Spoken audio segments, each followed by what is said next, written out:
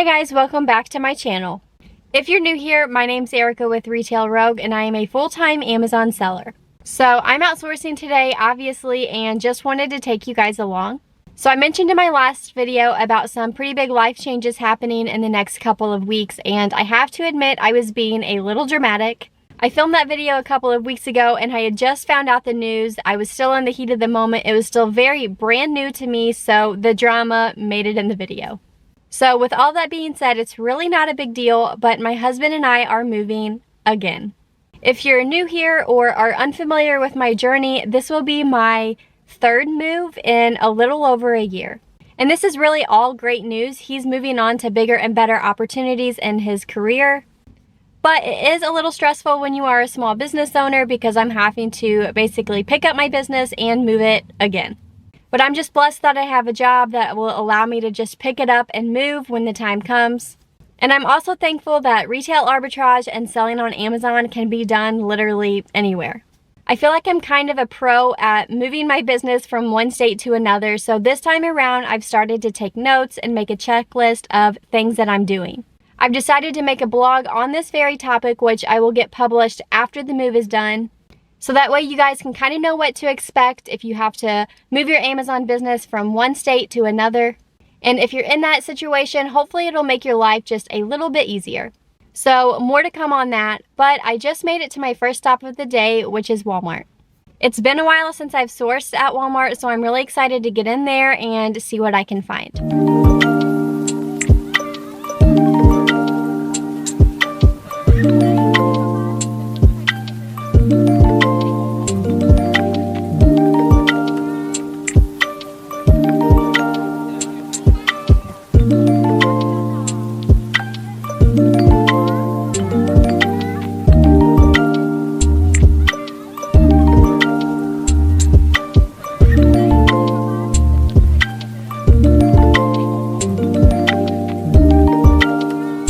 Alright, so I just made it out of Walmart and Big Lots. It is now 12:30, so I've been sourcing for about 2 hours or so.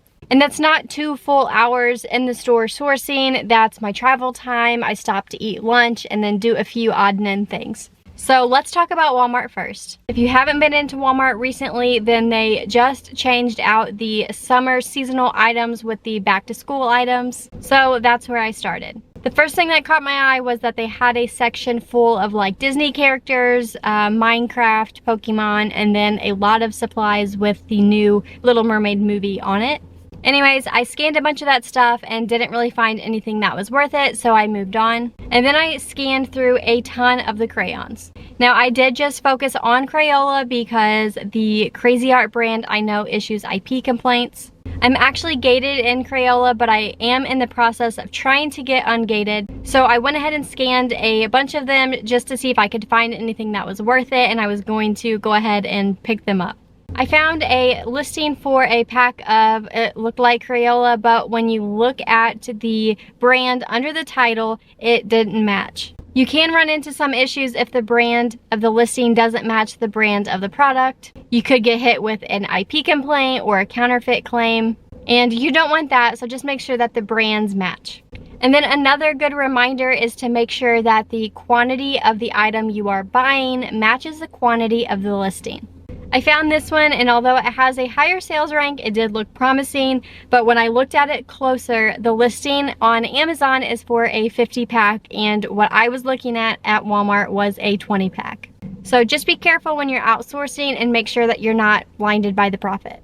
Now, I scanned a ton of stuff in the back to school section, and honestly, I feel like I left a lot of stuff behind just because either the profit was a little lower than I would like, but there are some really good products out there. A really good brand to scan in the back to school section is the Fiskars brand. I think I said that right, but they also sell like yard equipment. So in the back to school section, they will sell like protractors, rulers, and scissors.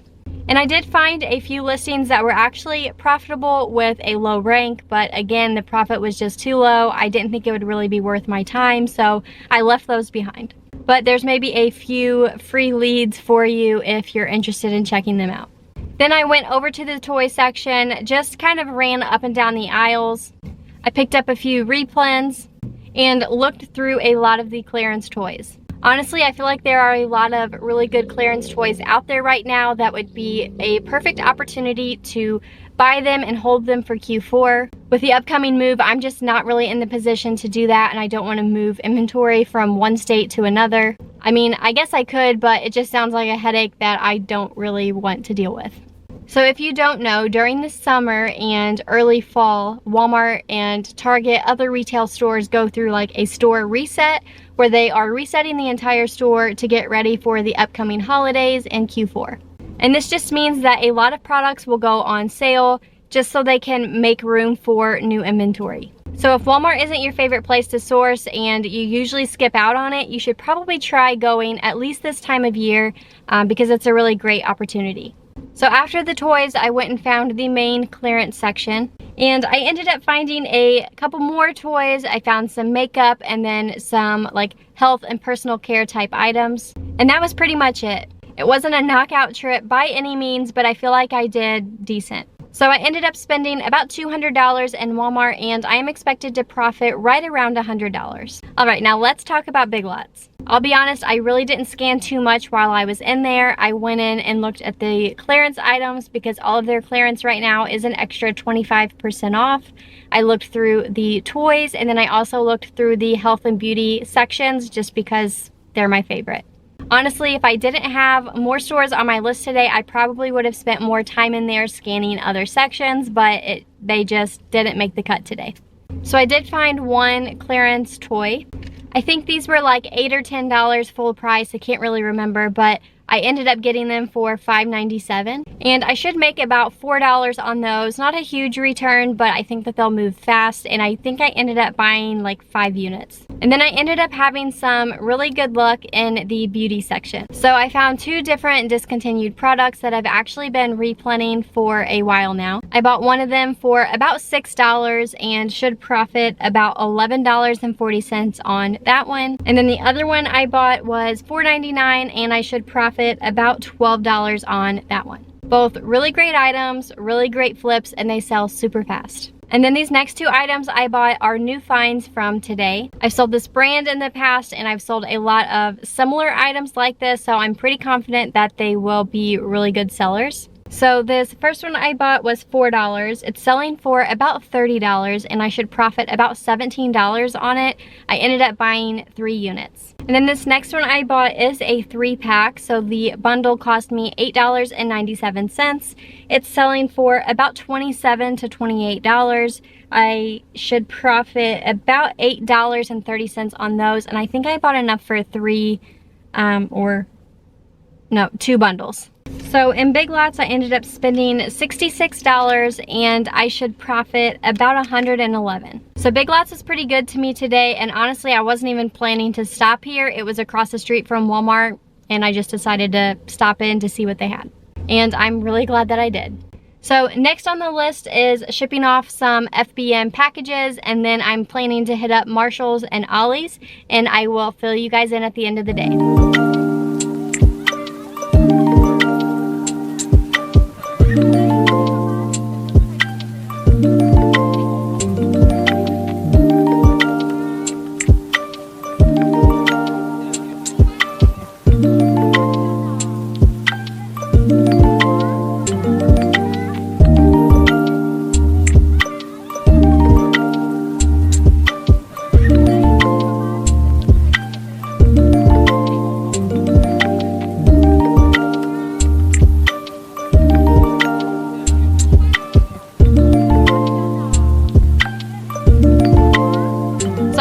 Out of Marshalls and Ollie's. I also ran into Staples briefly so I could ship my pants.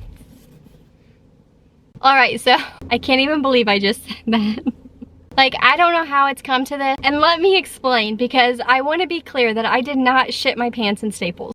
So what I meant to say is that I ran into Staples briefly to ship my packages. Jeanette and I have this inside joke where every time I say that I'm going to go ship my packages, she thinks that I say I'm going to go shit my pants.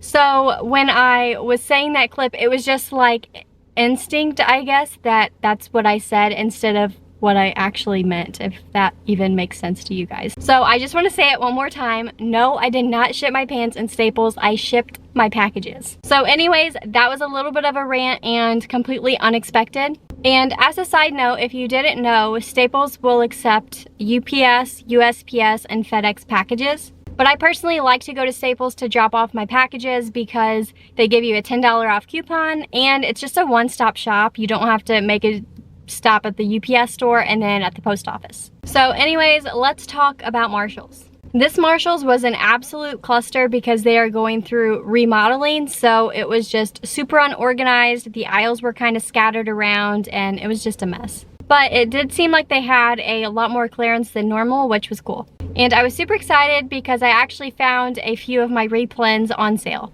And I found this item, which was actually shared in the Flips group over the past couple of weeks.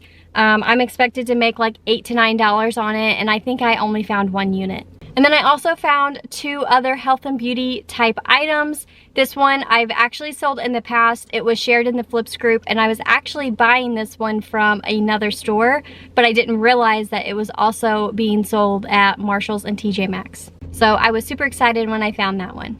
And then here's another really great find. It cost me $5.99 and I should profit about $8. I think I bought 2 or 3 units and I will be sharing this one in the Flips group. And then I found another one of my beauty replens, which I should make about $10 on. This is actually the same replen that I bought in my last video at Home Goods. And then I looked through the grocery aisles in Marshalls, but honestly, I didn't spend too much time scanning there because that's where a lot of the remodeling was happening, and it was just an absolute cluster, so I wanted to get away.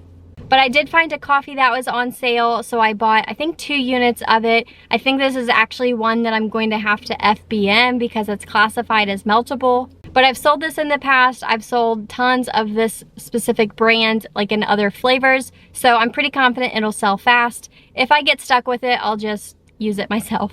And then I went through the toys a little bit and I ended up finding one toy. It's a pretty bulky item, so I just grabbed all that they had and threw them in my cart, which at that point my cart was full. So at that point I was pretty much done sourcing in Marshalls. My cart was full. I was satisfied with the trip. So I headed to the checkout and there was this worker that kept staring at my cart because of this one bulky toy. And honestly, it was really starting to drive me crazy because there was no point. But then she came up to me and was like, hey, did you take all of that specific toy? And I said, yes. And she said, well, there's more in the back if you're interested. We just didn't have room to put them all out. So it pays off to be nice to the workers in the store because they can get you more inventory.